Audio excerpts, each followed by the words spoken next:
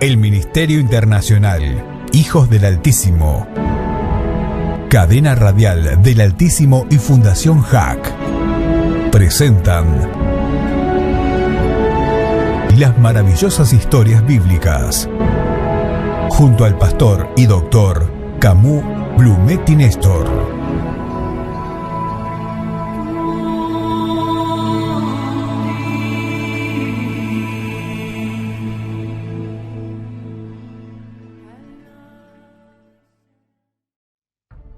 En los pasajes de la historia, en el día de hoy, estaremos relatando sobre un objeto, un elemento.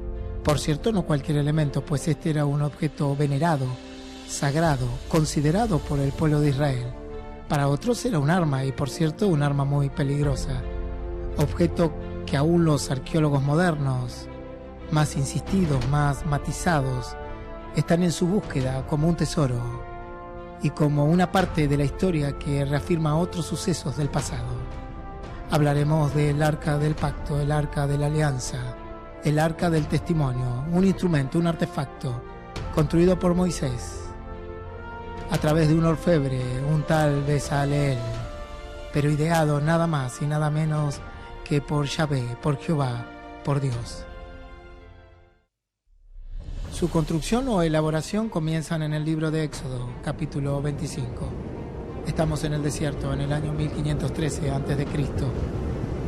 Esta arca fue mandada a construir.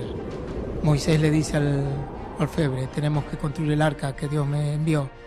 Esta será de madera de acacia, una planta con más de 1.400 especies, abundante, por cierto, en Australia y en África.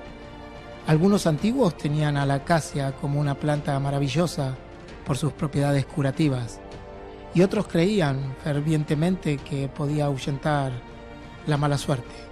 Pero los egipcios le encontraron un buen uso y la utilizaban para sus embarcaciones, sus estatuas, sus muebles y diversos artefactos.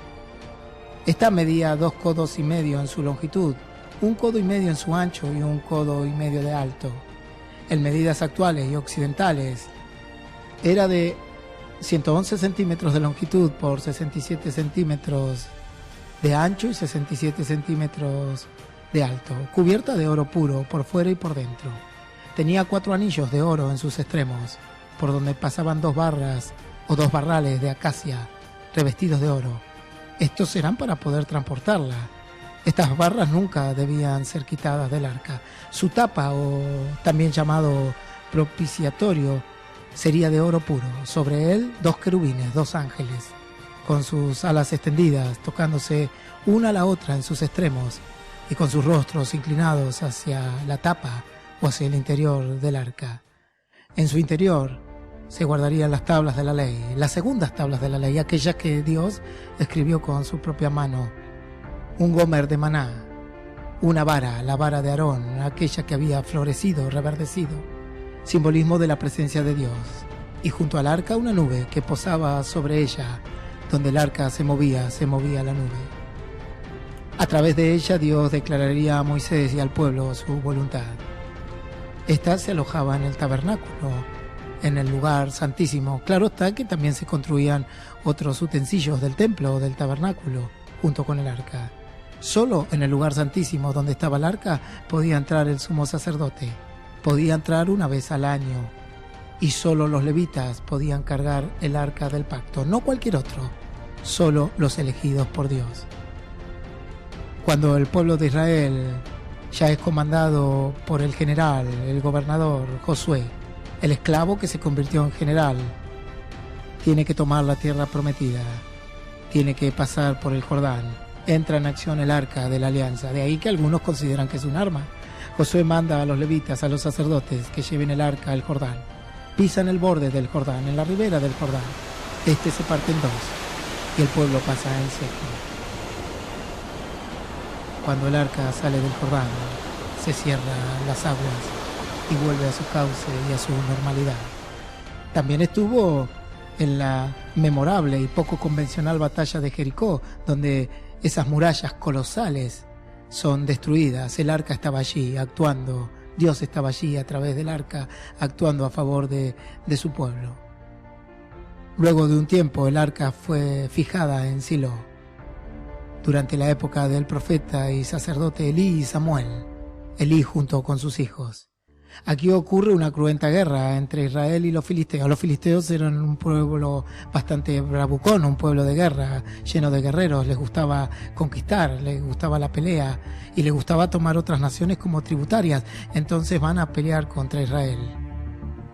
Entonces piden por el arca, traigan el arca al campamento, pues es nuestra arma, nuestra confianza. Tenía que levantar la moral de sus guerreros para obtener la victoria, pues ella era el símbolo de Dios peleando con ellos. Pero ocurre la desgracia, el infortunio, la desdicha, la fatalidad. El ejército de Israel es derrotado. El arca es tomada como trofeo de guerra, generando un verdadero luto en la nación. Todo el país bajo la amargura. Mueren los hijos del sacerdote Elí. Dice que un soldado huye, alcanza a escapar de esta masacre y llega a las puertas del templo donde estaba Elí sentado. Le dice que sus hijos mueren. Parece que a Elí no le preocupó tanto eso, pero luego le dice que el arca fue capturada. Al solo hecho de decirle que el arca fue capturada, dice que Elí se cae de su silla y se desnuca. Aparentemente era un hombre corpulento, pesado, y se desnuca en ese lugar. El arca es llevada a Asdod, ciudad filistea, y la alojan en un templo, en un fastuoso templo, el templo de Dagón, una deidad filistea, que dicen que tenía mitad de su cuerpo como hombre y mitad como pez. Decían que era una deidad de tipo marítima y la usaban como el dios del mar. Mitad hombre, mitad pez. Algunos dicen que era como una sirena. Otros estudios más profundos dicen que esta deidad es mucho más antigua y que pertenecía a un dios de la fertilidad o a un dios de la prosperidad, del grano. Pero lo importante ocurre luego de la primera noche que el arca es puesta en el templo. Se levantan sus sacerdotes, van al templo y se encuentran en la mañana siguiente que Dagón, su dios, estaba postrado frente al arca. De una manera indescriptible lo vuelven a levantar, ponen a Dagón sobre su lugar y continúan sus vidas como si nada ha pasado. Ocurre la segunda noche. Vuelven al templo de Dagón, pero esta vez la situación había cambiado. Dagón estaba en el suelo decapitado, sus palmas habían sido cortadas de sus brazos. Y uno diría, ¿adoraron al arca? Pues eso sería lo lógico, ¿no? Todo lo contrario, levantaron otra vez el torso de Dagón y lo pusieron al lado del arca y se encendió la ira de Dios a través de ella. Tumores azotaron todo el país. Las plagas, la ruina, la devastación, el estrago, el horror aparece en los filisteos. Toda la nación comienza a sufrir, desde Gat hasta Ecrón. Dios comienza a actuar, comienza a aparecer la peste, comienza a aparecer los tumores, el pueblo comienza a gritar. 7 meses de martirio y de sufrimiento. Mueren en aquel lugar. Entonces piden los filisteos sacar el arca, que se lleven el arca de aquel lugar. Traía infortunio, traía malos augurios y enfermedad. Quieren pagar, comienzan a hacer tesoros de oro, ratones de oro, porque la plaga la traía el ratón, y comienzan a hacer tumores de oro. Los ponen en un carro, junto al carro el arca, y a ese carro dirigido por 2 bestias vacunas a su libre fortuna, y el arca sale a su libertad. Avanzando el arca llega a Bet-Semes. Varios habitantes mueren en aquel lugar porque se reproduce la mortandad. Estos habitantes de Bet-Semes tienen poca reverencia, le dieron al objeto sagrado y decidieron mirar dentro de ella. Tomaron el arca con sus manos, abren el propiciatorio, la tapa, quieren ver. Están asombrados, pero el Señor le había dado una orden a Moisés. Nadie podía tocar el arca, solo los levitas y los sacerdotes. Comienza la muerte en Bet-Semes. Comienza a caer el pueblo. Y murieron no pocos hombres, 50.000, 70 hombres. El pueblo lloró grandemente. Hubo una gran revuelta. Querían que saquen el arca de sus tierras, de sus contornos. Dios los iba a matar a todos en aquel lugar. Hay que sacar el arca. Entonces le piden a ciudadanos de Kiriat Jearim que vengan a buscar el arca, y se llevan el arca junto a Eleazar. Eliezer tiene el arca consigo durante unos 20 años aproximadamente. Luego esta es trasladada a Gaba, y en una guerra entre Israel, gobernando en este momento por Saúl, y los filisteos nuevamente, pide que traigan el arca. Claro está, ellos entendían que era un arma, la presencia de Dios les daría la victoria y levantaría la moral. Entonces piden a gritos que el arca esté en el medio de la guerra. Luego asume David como rey de Israel, sucede a Saúl, busca el arca, quiere llevarla a Jerusalén, quiere ponerla otra vez en un templo donde corresponde, en el lugar santísimo donde solo el sacerdote podía entrar, con regocijo, con arpas, con címbalos y con flautas, en un carro nuevo con bueyes traen el arca. Pero acontece una gran desgracia, un buey tropieza. El arca parece que se ha de caer y un varón extiende su mano, llamado Usa, y obviamente muere irremisiblemente en ese lugar. Súbitamente cae este varón, todos comienzan a tener miedo, aún David tiene miedo. La muerte de este hombre consterna a todos.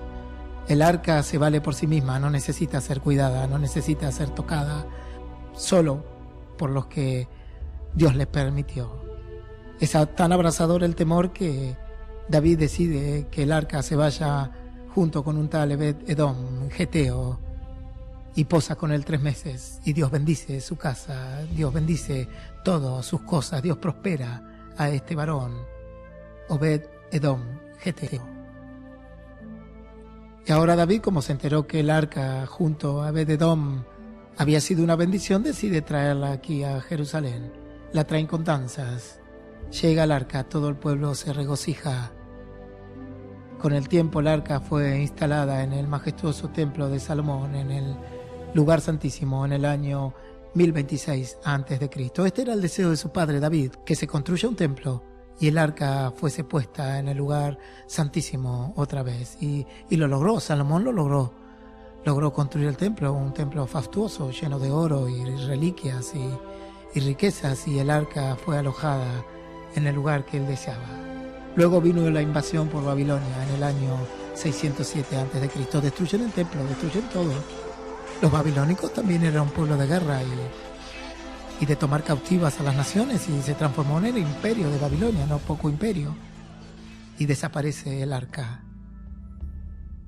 Jeremías, el profeta, dice así: el arca del pacto del Señor no les vendrá a la mente, ni la recordarán, no la echarán de menos, ni será hecha de nuevo, sino que Jerusalén será trono del Señor, y todas las naciones acudirán a ella.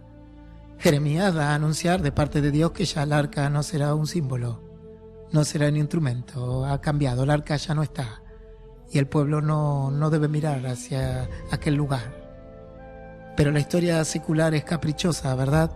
Y muchos han querido buscar el arca como un tesoro y otros como un arma. La historia cuenta que el régimen de Hitler creó una división especial de la SS, la Touch en Diabe. Esta era una sociedad para la investigación y enseñanza sobre la herencia ancestral alemana. Hacían misiones esotéricas, misiones ocultistas. Y claro está, buscaban todo tipo de artefacto, de símbolo, de construcción que la historia les haya dado un simbolismo de oculto, o de que era un arma, o de que tenía propiedades sobrenaturales. Y entre todo lo que esta división de la SS buscaba, no faltaba el arca del pacto, el arca de la alianza. Tal es así que en España, en Toledo, de una manera obsesionada y desquiciada, estuvieron buscando el arca de Dios, el arca que tenía el poder. La querían como un arma, la querían como algo sobrenatural. Y muchos se preguntan, ¿dónde está el arca? Las teorías son innumerables. Algunos dicen que está oculta en el Monte Nebo, según los libros apócrifos, esos libros que todavía no han sido o no son aceptados por el canon judío-cristiano. Ellos dicen que se encuentra ahí, en algunos de esos libros. Otros dicen que está en Zimbabue, en una tribu africana. Otros opinan que está en una iglesia de Etiopía. Esto lo dijo el periodista británico Graham Hancock. Y así las teorías son muchas. Otros han dicho que está escondida en el Pozo del Dinero, la Isla del Roble. Esta es una teoría con pocas pruebas, pero esta fue una aseveración que hicieron los templarios en la época de las cruzadas. Otros dicen que está oculta en el monte Calavera, allí en Jerusalén, donde crucificaron a nuestro Señor, según el arqueólogo Ron White. Otros dicen que está en el templo de Jerusalén. Pero la teoría más exacta y más probada está en la palabra de Dios, en las Escrituras. Dice que Juan, estando preso en la isla de Patmos, recibe revelaciones de parte de Dios. Escribe el Apocalipsis, el libro de las revelaciones, un libro que fue aprobado por el canon judeo-cristiano. Y en este él refiere que el cielo se abrió, y en el cielo había luces, relámpagos y voces y truenos. Y allí en el cielo, en el templo de Dios resplandeciente, estaba nada más y nada menos que el arca. Esta es la historia del arca del pacto, del arca de la alianza, del arca del testimonio de Israel.